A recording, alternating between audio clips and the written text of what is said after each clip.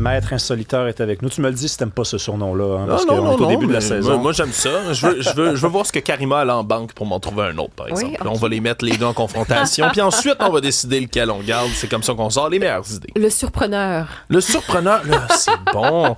On invente des néologismes.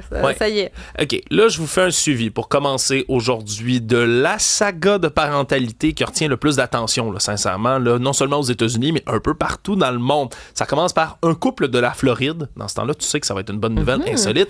C'est ce couple de la Floride, je vais vous montrer l'image parce que ça a fait le tour du monde. C'est Tiffany Score et Stephen Mills qui ont tenté de faire de la fécondation in vitro pendant longtemps, se sont rendus dans un centre de fertilité à Orlando et l'enfant, quand il est né, la petite fille ici qui est désormais surnommée Shay, ben la petite fille Shay, c'est parce qu'elle n'est pas de la même couleur que les parents. Évidemment, ça pose toutes sortes de questions. Les parents ont fait des tests de parentalité. Puis on comprend que les origines ethniques du bébé Shay sont à 100% sud-asiatiques. Évidemment, la peau beaucoup plus foncée. Les parents, les deux, sont blancs.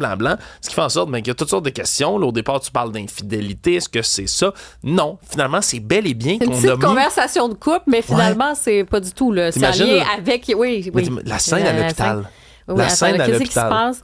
Puis, en même temps, toutes les erreurs possibles ce centre de fertilité. Exactement. On s'est rendu compte que c'est pas leur bon embryon. Leur embryon à eux, il est quelque part dans la clinique de fertilité donné à d'autres mondes. Fait que c'est pas de l'infidélité, c'est sûr. Non, c'est à 100%. Ils ont maintenant, parce que cette saga-là dure quand même depuis le début de l'année, il n'y a jamais été question pour les deux parents d'abandonner le bébé. Ils disent on a une connexion émotionnelle extrêmement forte avec. C'est juste qu'on aimerait comprendre, c'est l'embryon à qui il y a des parents qui doivent se poser la question. On les a retrouvés, ils ont souhaité rester anonymes, mais il y a effectivement un autre couple qui consultait dans cette clinique-là qui se sont rendus compte que c'est comme un peu biologiquement leur enfant, mais que, ils ont décidé, là, après un espèce de processus judiciaire réglé à l'amiable, ils ont décidé que les parents, ici, vont pouvoir garder le petit bébé Shay. C'est eux qui en ont la garde légale à 100%, mais ils désirent quand même être impliqués, puis rencontrer l'enfant, puis répondre aux questions que cette petite fille-là va pouvoir avoir plus tard. Ce qui fait en sorte que c'est un dénouement heureux dans une histoire qui aurait pu être juridiquement extrêmement complexe. Oui, comprenez? tout à fait. Il n'y a pas de précédent. Il n'y a pas vraiment de précédent de ces causes-là. Il y a quelques couples à qui c'est arrivé dans l'histoire. Oui. Puis après ça, est-ce qu'il y en a qui n'ont pas réglé en cours, il y en a qu'on n'a jamais su c'était qui les parents, etc. Là, ça s'est bien réglé. Tant mieux. Il y a un autre dossier en cours, par exemple. La poursuite contre le centre de fertilité d'Orlando qui, je vous le dis tout de suite, a déjà déclaré faillite, a déjà fermé ses portes. Il y en a un autre qui l'a remplacé. Bref, où ça va s'en aller, cette bataille judiciaire-là? À voir, mais au moins le bébé Shay va être entouré de 4 parents. Ça a de l'air qui vont lui déclarer c'est ça, son il va avoir des droits de visite. Ils vont garder contact, avec les parents, je veux dire, biologiques. Ouais. Mais c'est vrai quand même que ça pose des vraies questions parce que si tu fais des traitements de fertilité puis que ça te prend des mois et des mois, c'est très compliqué. Tu veux quand même t'assurer que le centre, il sait un peu de quoi, tu sais, qu'est-ce qu'il fait, là, puis est-ce qu'il fait tout dans les règles de l'art? Ça peut être inquiétant pour d'autres choses, en fait. Ça soulève toutes sortes de questions, effectivement. Aux États-Unis, particulièrement, il y a toutes sortes d'études qui démontrent que leur capacité à faire dans les cliniques de fertilité en général, c'est dans les moins bien réglementés de tous les pays développés, dans le fond, aux États-Unis. Donc, on se rend compte qu'il peut y avoir des erreurs comme celle-là qui peuvent se multiplier. Je reste du côté des États-Unis parce qu'il y a des segments qui vont revenir. Vous allez voir, là, hier, je vous parlais des nouvelles avec des animaux. Ça va revenir cet été. Il y a également les enchères qui vont revenir parce que j'adore voir quel genre d'objets on peut mettre aux enchères. Et là, c'est des objets avec des gros prix parce qu'on est en train de vendre une partie des collections des grands studios d'Hollywood. Oh. Et oui, pour la toute première fois, on va être capable, je vais vous en montrer le gros item qui pourrait aller chercher jusqu'à dans les 7 chiffres jusqu'au million. C'est le sabre laser de Luke Skywalker dans l'Empire contre-attaque, attaché après la fameuse main en prothèse qui est coupée par Darth Vader dans la scène fameuse où il dit « Luke, je suis ton père ». Et donc, il y a des gens qui vont pouvoir acheter, on dit que ça pourrait atteindre donc, le million, cet objet-là, aux enchères. Toutes sortes de choses, puis ça se termine aujourd'hui. Il y a entre autres des bottes portées par Sylvester Stallone dans Rocky 3, 100 000 $, le début des enchères. Ben, l'espèce de fer laser, moi, je paye 50$ pour cette affaire. Tu payes 50$ pour ça. Bon, je sais pas si tu es un fan du Magicien d'Oz, sinon. Encore moins. Il y a un chapeau qui a été porté par la méchante sorcière de l'Ouest. 100 000 $ minimum pour obtenir ça aux enchères aujourd'hui. Et il y a également, je vous montre aussi cette image-là, moi j'ai trouvé ça bien curieux, c'est une note écrite à l'endos d'une carte de Saint-Valentin signée avec les paroles écrites à la main de If I Fell de John Lennon et des Beatles, qui a été noté derrière tout ça. Ça commence à 500 000 $ les enchères pour obtenir cette note-là écrite donc de la main de John Lennon. Bref, ça m'a bien fait sourire de voir là, tout ce qu'il y a là-dedans. Et mon favori, ils n'ont pas dit à quel prix ça allait partir, mais je vous avoue que celui-là, c'est un des seuls que je serais allé chercher.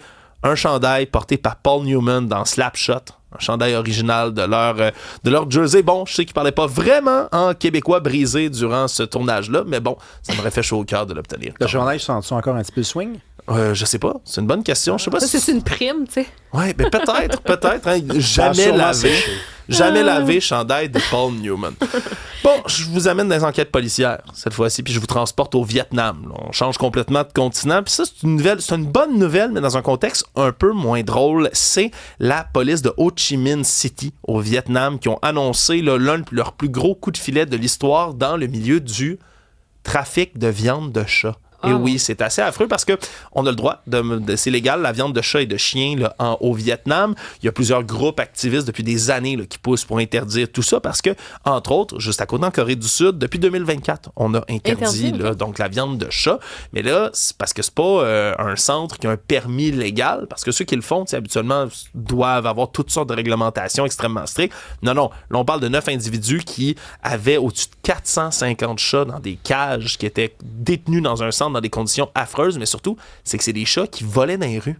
Ni plus ni moins, là, c'est des chats qui appartiennent à des familles. Mais atroce. Ouais. Ton animal de compagnie, tu sais, que tu perds comme ça, tu ne sais pas, qu'il disparaît, qu'il se retrouve finalement dans un endroit en cage pour se terminer, comme on dit, en steak. C'est affreux. Donc, mais ils ont démantelé tout ça. Non, mais je suis désolée, mais c'est... Quelle horreur. Je sais, hein, c'est vraiment le cauchemar d'à peu près n'importe quel propriétaire. On aime les animaux, là. Donc, Puis là, il y a eu des longues files de propriétaires qui ont perdu leur chat, qui sont venus là, justement au centre policier pour récupérer. On dit qu'il y a une cinquantaine d'entre eux qui ont réussi à récupérer leur animal de compagnie à eux. Tu sais, quelle belle histoire dans leur cas. Il y en a d'autres, bien évidemment, qui ont été assez déçus de ne pas le trouver. Dans tous les cas, énormément de chats et de chatons même, parce qu'il y en a qui ont accouché en captivité, qui sont à donner dans ce coin-là d'Ho Chi Minh City. C'est un gros effort, gros coup de filet, mais ça démontre quand même que ça existe, ce genre de milieu-là criminel. Ça me dégoûte. Oui, mais ça existe aussi quand on pense à des chenilles là, qui avaient été démantelées, puis des animaux. On a vu ça au Québec. On a vu, c'est pas nécessairement pour faire de la viande et tout ça. Les usines à chiots, mais là, comme on les appelle. Les usines à chiots, comme ça, les usines avec tous ces petits animaux entassés avec des maladies qui sont dans des conditions innommables. On a vu ça, fort heureusement. C'est quelque chose qui est quand même sévèrement réprimandé, tout ça. Vous mangeriez pas ça, du chat, vous? Au Vietnam, faites voyager. Non. Assurément, je te comme chez les Romains. Non, je trouverais ça trop difficile. Puis je pense que tu as d'autres options. Tu sais, tu as d'autres options avant d'en arriver là. Là, on parle d'un animal domestique. Non. Je pense que... Il y a plein d'animaux que j'ai goûté bizarres. Là. J'ai déjà mangé du crocodile, du requin, de plein d'affaires, mais on dirait un animal de compagnie. Je sais que c'est du spécisme, et on me le dirait, de faire ça, mais je serais pas capable. Je m'excuse. Là. J'aime trop mes petits minous, mes petits pitous là, à la maison pour faire ça. Moi, je suis un peu perplexe parce que je pose des questions. Moi, je réponds pas à cette question-là. Rémi n'a pas complètement répondu. Puis il y a comme le petit sourire en coin en disant, est-ce que j'y goûterais? Bon, c'est une bonne question. Et puis on finit sur une bonne nouvelle animale dans ce cas-ci. Puis c'est une nouvelle de la Coupe du Monde qu'on continue de suivre là, assidûment. Je vous montre celui qui est devenu la mascotte non officielle en ce moment de l'équipe mexicaine. Il s'agit de Merlin. Merlin est un canard, de 2 ans qui accompagne sa propriétaire qui est une vendeuse de bouteilles d'eau, de boissons gazeuses également pendant la Coupe du Monde. Mais partout dans Mexico City, on peut voir ce canard-là qui a un petit chandail de l'équipe de foot mexicaine. Et là, ça explose sur les réseaux sociaux parce que non seulement le canard est comme super drôle, il suit sa propriétaire partout, il l'aide avec les petites bouteilles d'eau, il se laisse flatter, il se laisse prendre par les gens qui veulent venir voir Merlin et ça a tellement eu d'attraction en ligne qu'il y a des gens qui se sont mis à signer des pétitions puis à faire circuler des demandes pour que ça devienne la mascotte officielle de l'équipe mexicaine. Il dit quoi de mieux pour nous représenter et représenter notre esprit sportif que ce canard. Bref, à suivre si Merlin va devenir officiellement là, en fonction, mais d'ici là, c'est la mascotte non officielle. D'ici là, c'est la star. Oui, finalement, il a volé le show. Il a volé le show, littéralement. Reste à voir s'il est capable de jouer au soccer. Ça, c'est une question que je me pose. Merci, Alexandre. Un plaisir.